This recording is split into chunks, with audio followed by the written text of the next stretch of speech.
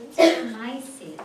Mad arham api karmani kuruvan, when you dedicate everything towards me, siddhim avapsyasi. Surely you will climb higher, and you will attain that perfection. So what does this mean again? Offering all our actions towards God, offering everything to God. It means that everything I do is for the benefit of the total good. Everything that I do is always benefiting others. And when we say offer our actions towards God, I don't know if you remember in self-unfoldment, Puja Gurudev had given these 3 categories: laborers, workers, and persons of achievement, right? And what the thing is there, that the higher our altar is, the more beautiful our action becomes. So let's say if I'm doing karma, then I'm just doing this action just so I can get money and secure my family and be comfortable, then that action is just not that great. But what if I'm doing an action so that I can benefit society, I can make things better for the community, I can touch so many people's lives, then my action will be that much more beautiful. And I'll give you an example. If you take a doctor, and if you have one doctor who says, okay, I'm going to go and be a doctor because I want to earn money.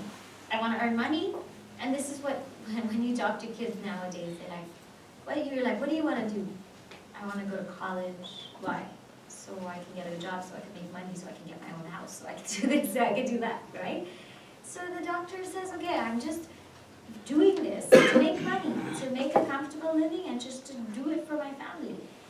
Now you take the doctor of this kind versus the doctor of, why are you doing this? Actually, because I want to help you. Actually, because I want to heal people. And I want to show them how they can be independent of all of this, how they can actually heal themselves. I want to lift them up. And by doing this, hopefully everything will be secure. You know, my family will be secure, everything will be secure. But this is my heart. This is why I'm doing it. So which doctor would you want to go to?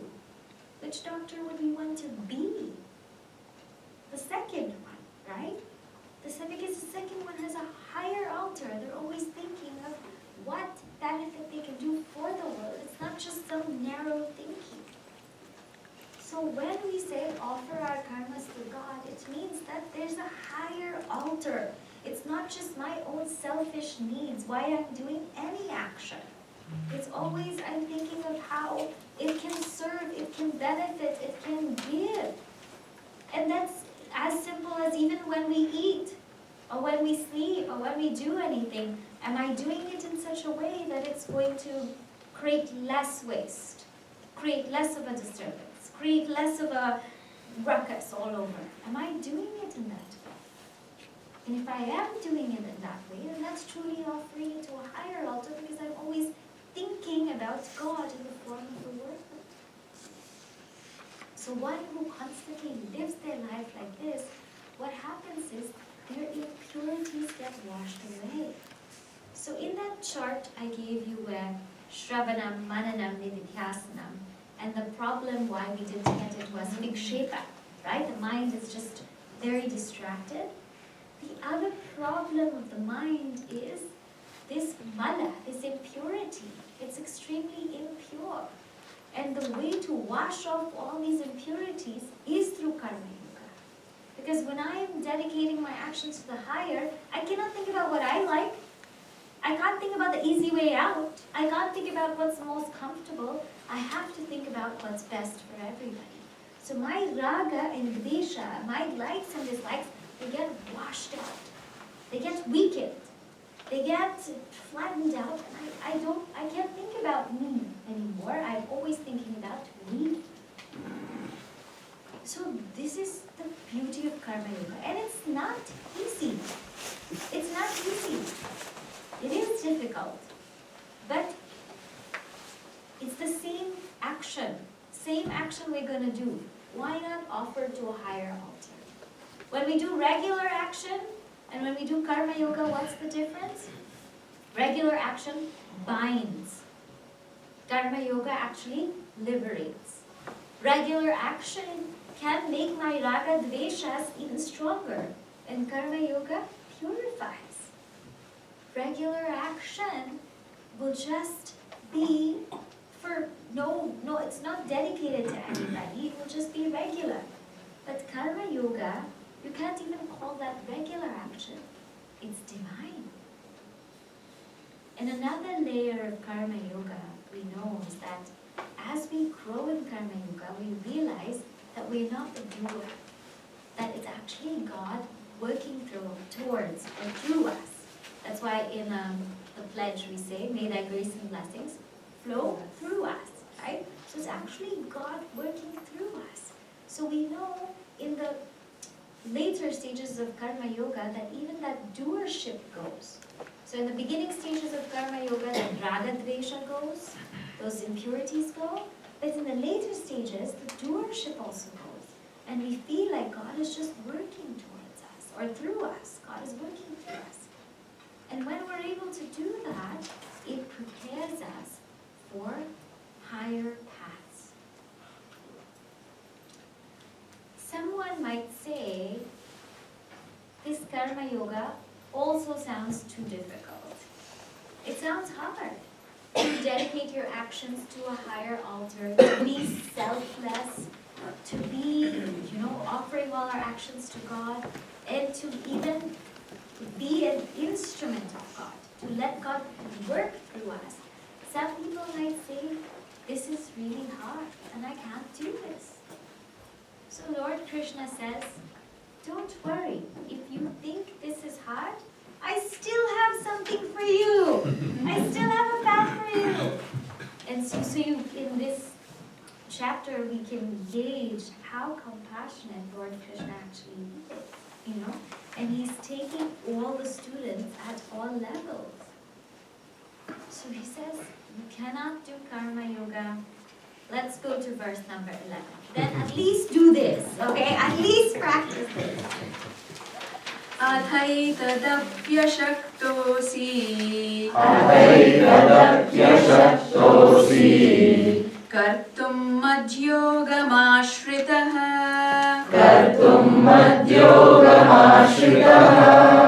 sarvakarma phalathyagam katah kuruyatatmavan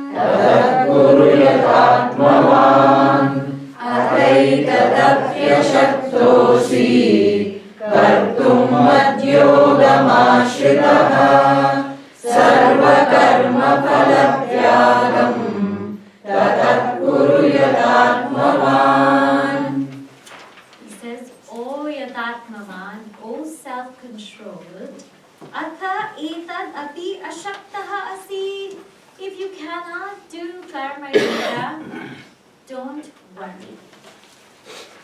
Atha etad api ashaktaha asi kartum. Then what you do, madyogamashritah. You take refuge in me and sarva karma phalathyag. You let go of all the results of actions and you take refuge in me. Tatah kuru. This is what you do.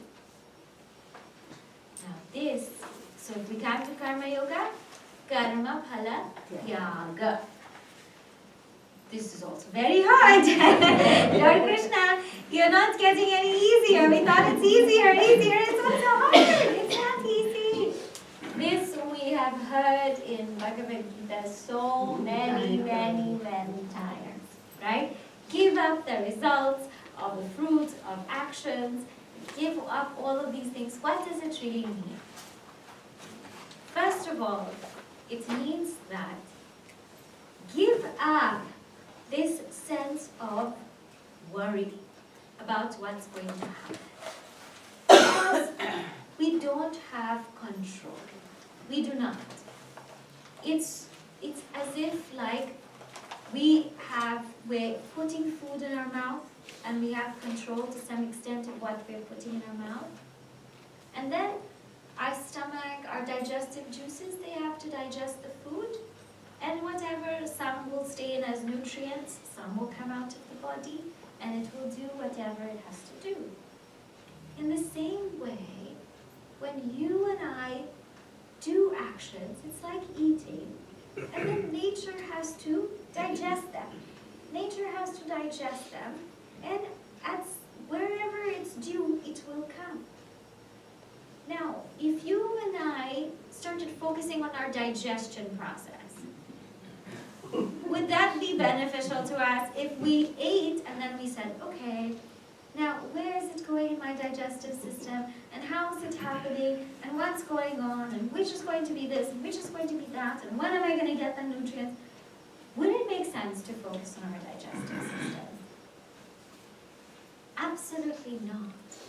Absolutely not, because it has its own mechanism. It does what it's meant to do.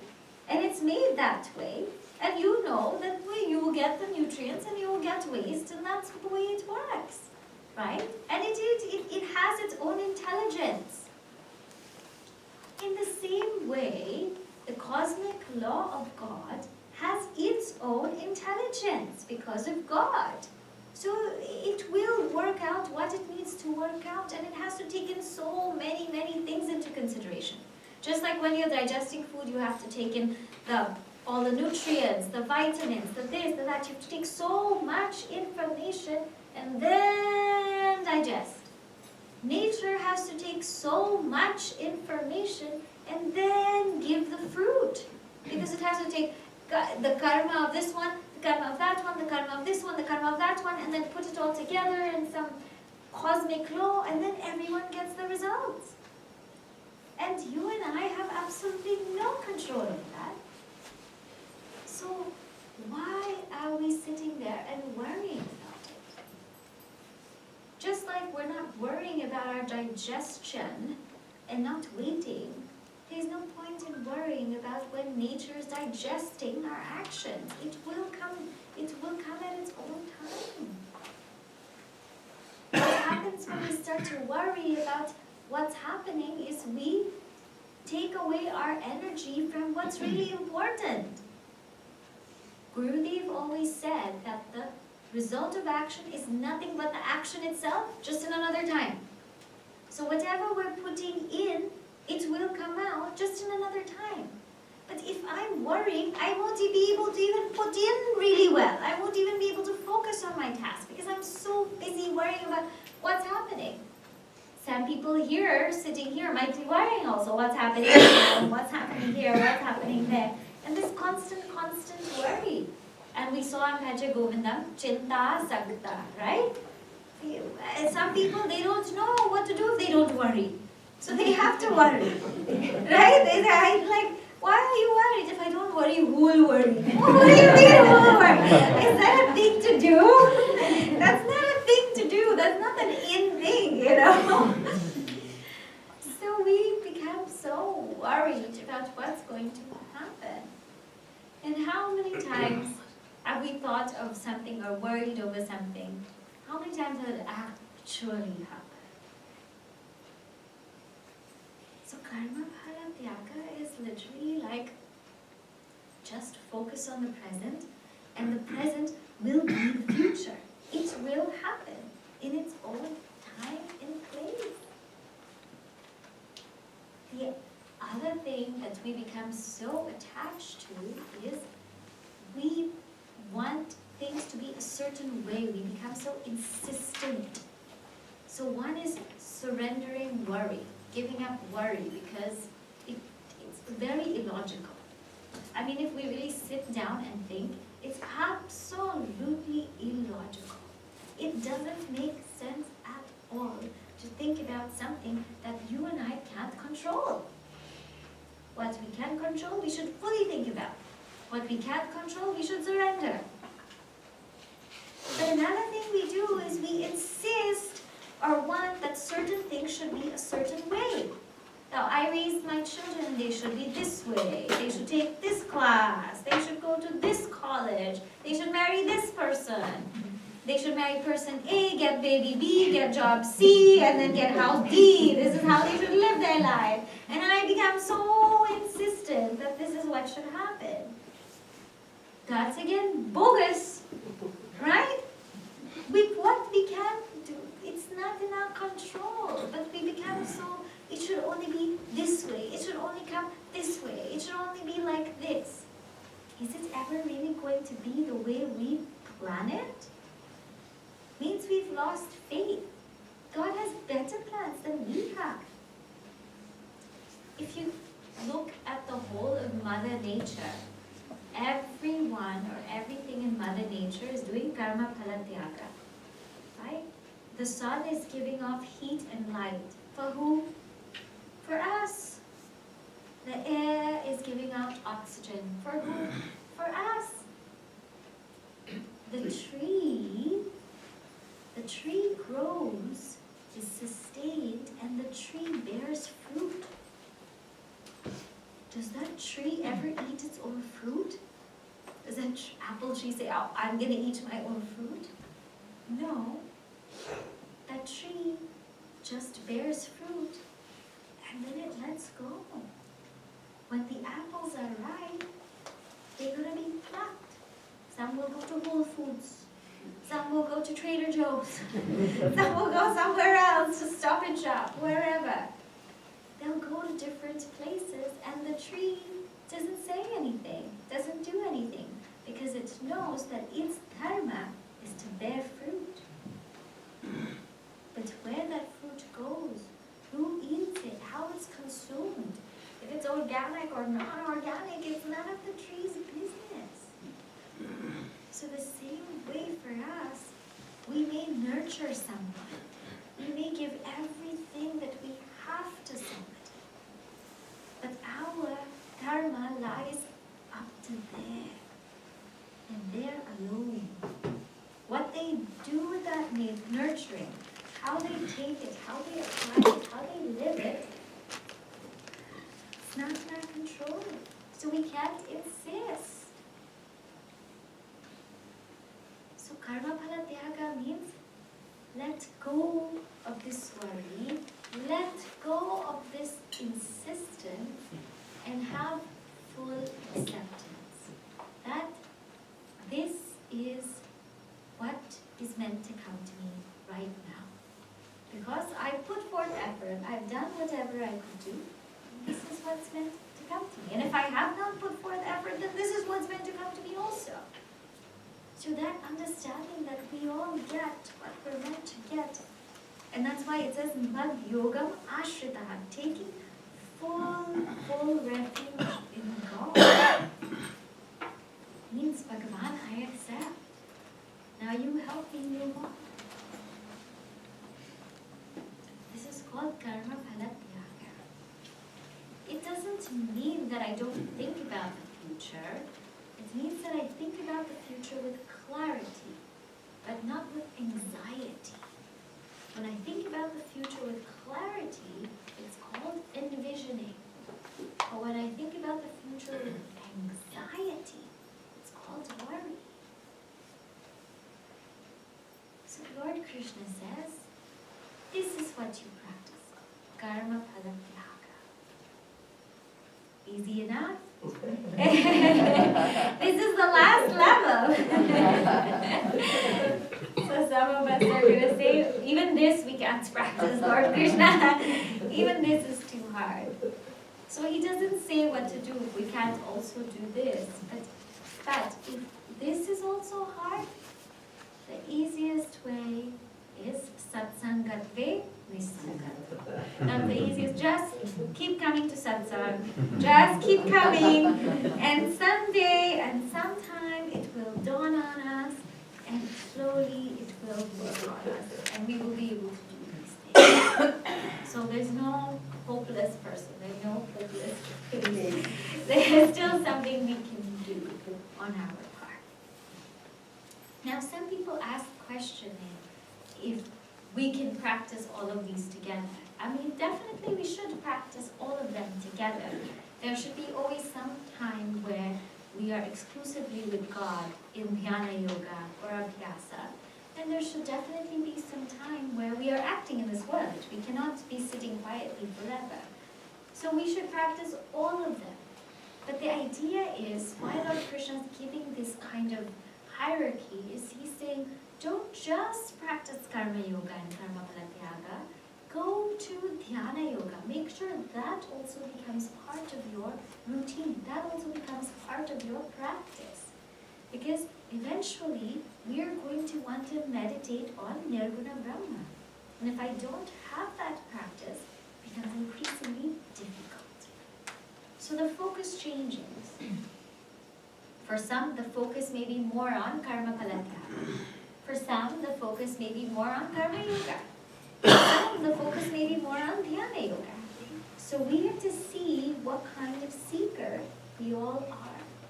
As I said, when we're learning this chapter or reviewing this chapter, you and I have to see where we put our minds or what fixes our minds, what holds our minds steady. And that's what we use. Because the first part is training this mind. So clear? This technique of Saguna Brahma worship is put in these verses. Now he's going to throw us off a little bit. He's going to give us another shloka, and when we read the shloka, we will be like, what's going on? Something weird is happening.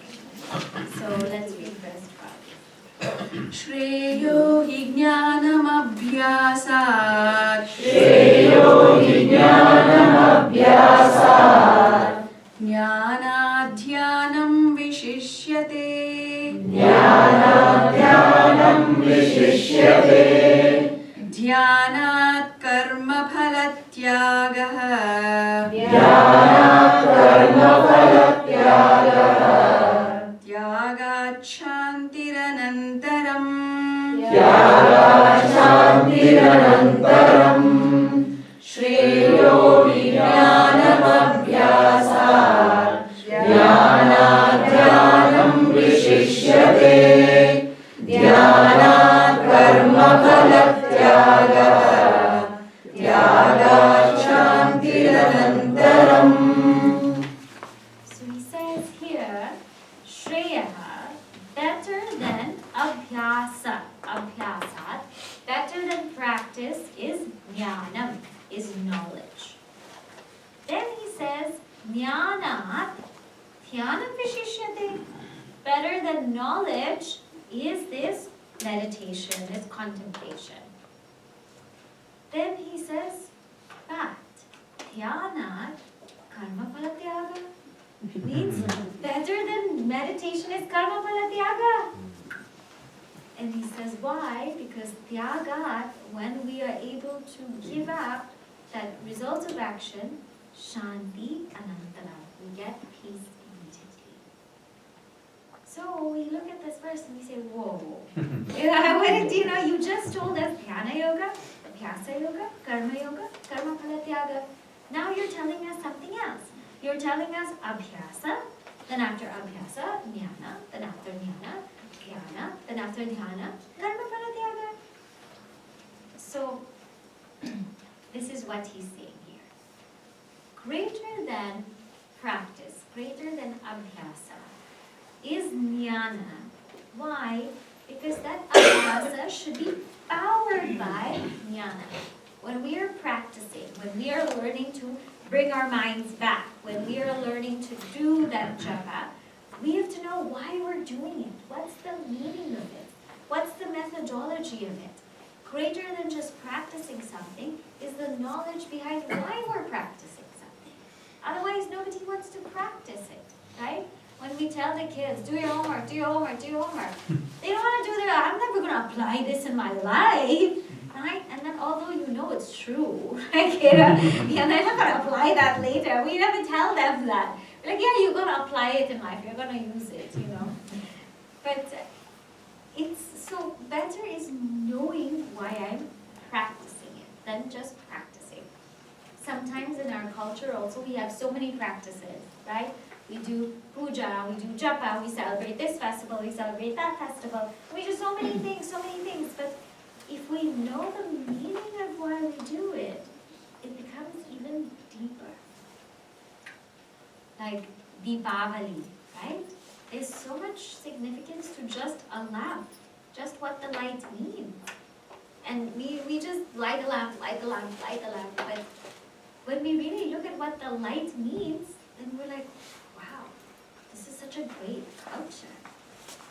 And you know, if you notice, so we know that light symbolizes knowledge. And the light or the diya always moves upward. So in Deepavali, we're always celebrating the knowledge that makes us move upwards and makes us evolve in life.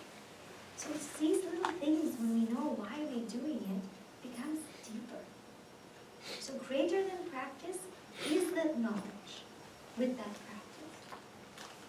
But greater than knowledge is Jnana, that meditation.